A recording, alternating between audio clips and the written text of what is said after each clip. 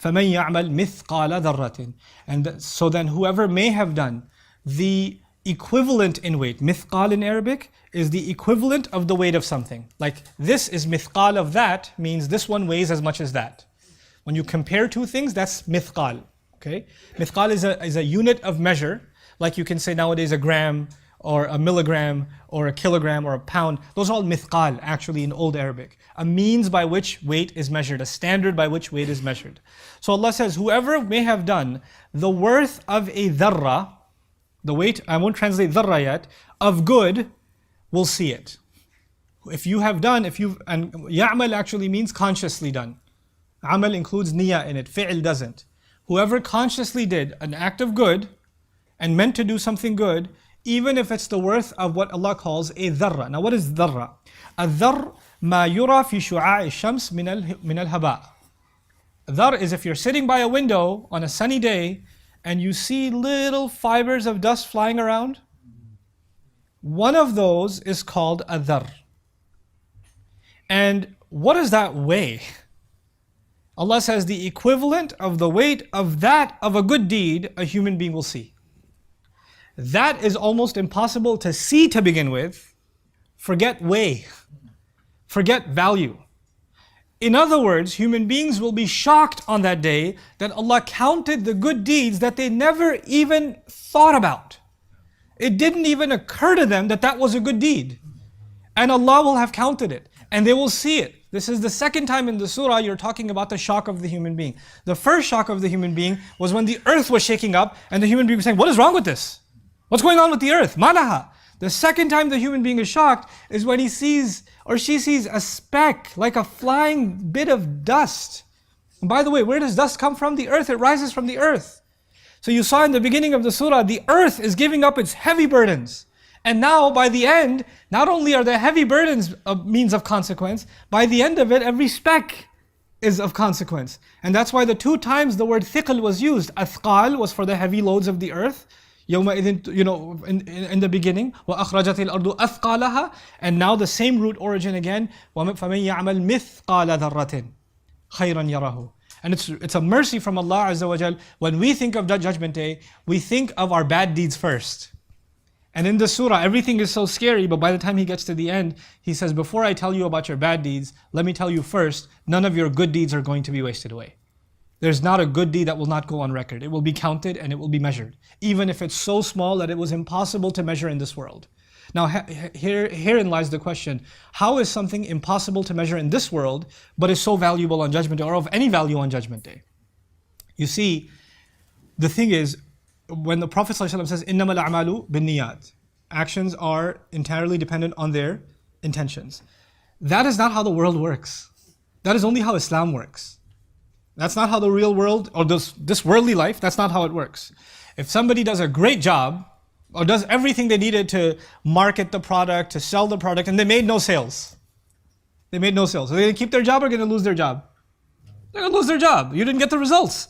And they go to their boss and say, إِنَّمَا الْأَعْمَالُ بِالنِّيَّاتِ. Actions are based, I intended to make the sales. And وَإِنَّمَا لِكُلِّ امْرِئٍ مَّا نَوَى. Every person should get rewarded according to their intention. My intention was to make more sales than have ever been made in history. Yes, I didn't make a single sale, but since I should be rewarded based on my intentions, I need a bonus. That is not how the world works. The world works on results.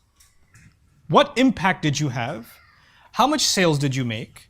How many audience did you have? How many people attended the program? How much money did you raise? How many people did you feed? Like a charitable organization, its success is going to be some bar graphs. What you can measure. What you can see. But somebody living in some apartment somewhere and he's helping their neighbor out or whatever, that's not on a chart anywhere. You understand? The same way, there's a fundraiser and they say, who's going to give 50,000? And nobody raises their hand because it's awkward. But some guy writes a check for 50,000. And by the end of it, when the fundraiser is like already over, people are dying, they're falling off in their chairs, and the guy's not letting go, and he says, okay, who's going to give $5? Right? And when somebody says $5, the takbir is much lower. Like, it's not like takbir! It's not like that anymore. I was like, Allah Akbar. Like that. But what do you know that there's someone in the audience who only had $5.50 and they gave $5? You don't know that. In this world, it only added to the balance by $5. But in the next world, that $5 may be worth way more than anybody in this world could ever have imagined.